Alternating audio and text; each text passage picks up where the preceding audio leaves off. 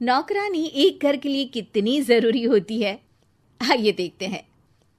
अरे बहू, ये देख, सारा साबुन बर्तन में रह गया। ये नौकरानी कोई काम नहीं करती, गंदा काम करके चली जाती है और ढेर सारा पैसा ले जाती है। अरे मम्मी जी, उसने तो साफ किया ही था।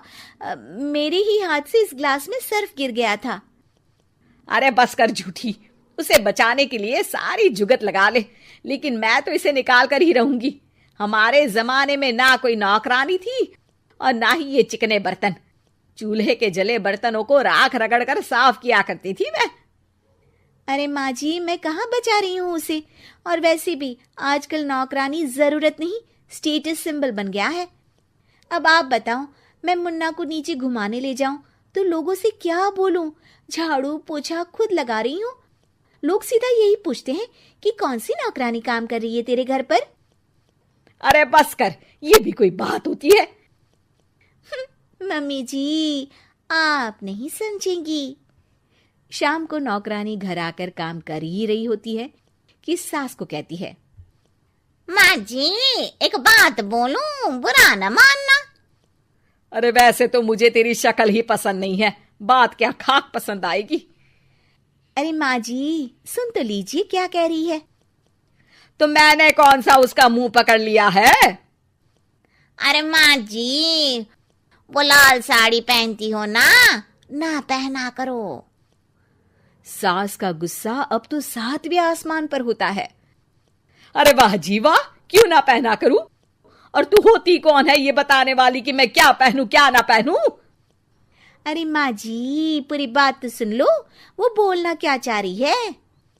अरे बुरा न मानो आंटी जी। अरे कौन है आंटी? अपनी उम्र देखी है तूने? 2-4 साल ही छोटी होगी मुझसे और मुझे आंटी बोल रही है।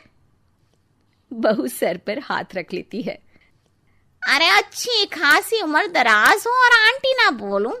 मैं तुम्हारी बहू से भी 4 साल छोटी हूँ। क्यों दीदी?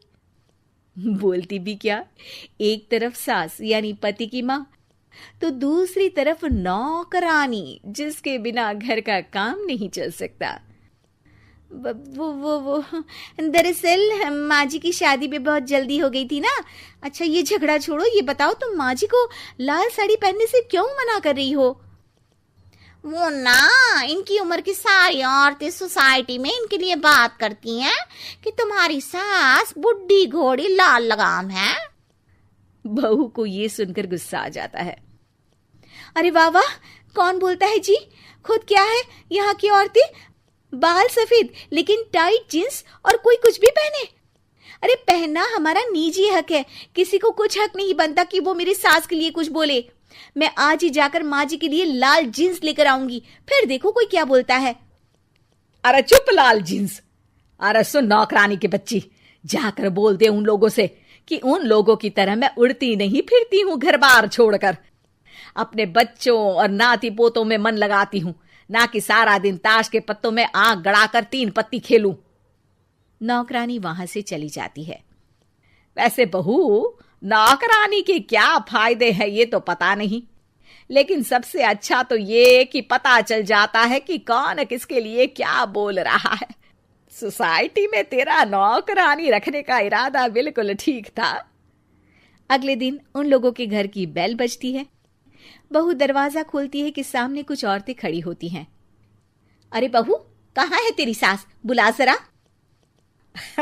अरे बहन जी, आप सारी एक साथ आइए आइए, कैसे आना हुआ?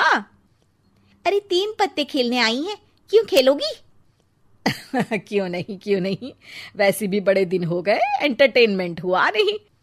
बहू जा जाकर पकोड़े तो बना ला। अरे बस करिए, आगे कुछ पीछे कुछ। वैसे तो कहती है कि परिवार पर ध्यान देती है, हमारी तरह 3 पत्तियां नहीं खेलती।